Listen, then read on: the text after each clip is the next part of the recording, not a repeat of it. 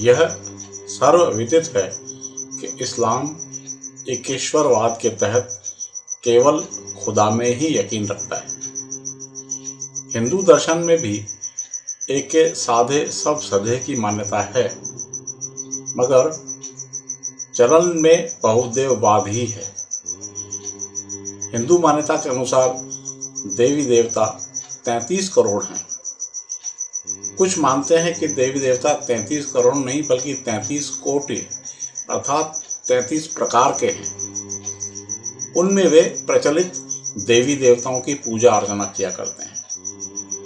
भगवान श्री कृष्ण, भगवान श्री राम, विष्णु, ब्रह्मा, महेश के अतिरिक्त दुर्गा, सरस्वती, हनुमान, गणेश सहित अनेक देवी देवताओं के साथ लोक देवता यथा बाबा रामदेव, तेजाजी महाराज, भैरवजी महाराज आदि की आराधना की जाती है। इसी प्रकार ग्राम देवता, कुल देवता भी होते हैं। जिस देवी देवता के प्रति निजी आस्था होती है उसे इष्ट देवता कहते हैं।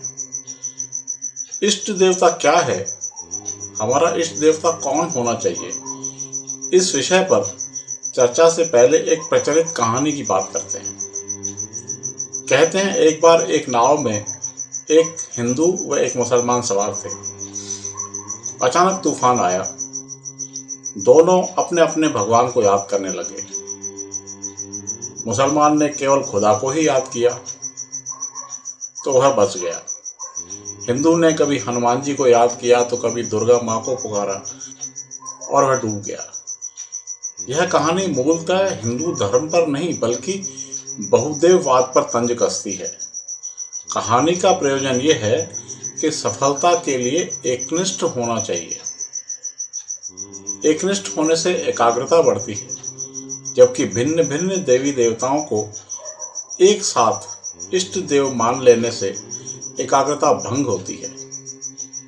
भले ही कोई देवी या देवता सर्वशक्तिमान भगवान या ईश्वर नहीं है, मगर वे भगवान की ही शक्ति से संचालित हैं।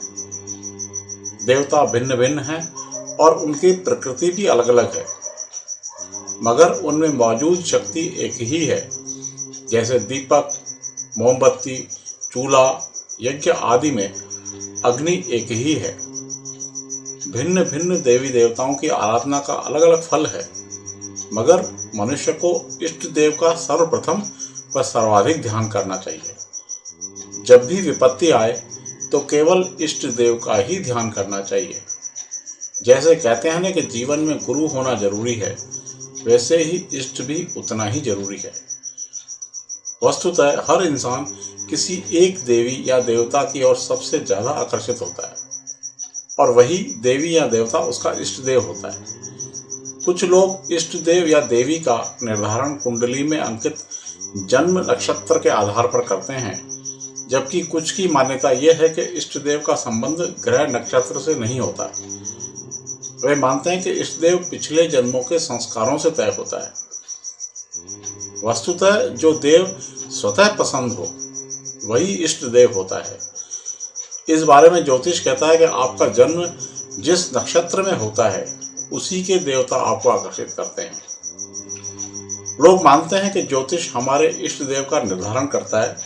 उनके अनुसार आप अपनी जन्म तारीख, जन्मदिन, बोलते नाम की राशि या अपनी जन्म कुंडली की लग्न राशि के अनुसार जान सकते हैं। जिनका जन्म जनवरी या नवंबर माह में हुआ हो तो वे शिव या गणेश जी की पूजा करें। फरवरी में जन्मे शिव की उपासना करें। मार्च व दिसंबर में जन्मे व्यक्ति विष्णु की साधना करें। अप्रैल, सितंबर, अक्टूबर में जन्मे व्यक्ति गणेश जी की पूजा करें।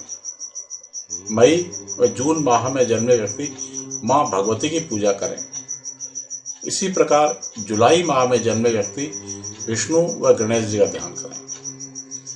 जिनको वार का पता हो परंतु समय का पता न हो तो वार के अनुसार इष्ट देव इस प्रकार बताए गए हैं। रविवार विष्णु, सोमवार शिवजी, मंगलवार हनुमान जी, बुधवार गणेश जी, गुरुवार शिवजी, शुक्रवार देवी माँ, शनिवार भैरव जी।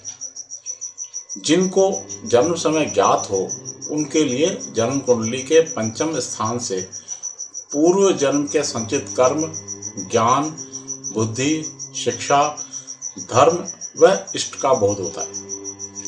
अरुण संहिता के अनुसार व्यक्ति के पूर्व जन्म में किए गए कर्म के आधार पर ग्रह या देवता भाव विशेष में स्थित होकर अपना शुभाशुभ फल देते हैं।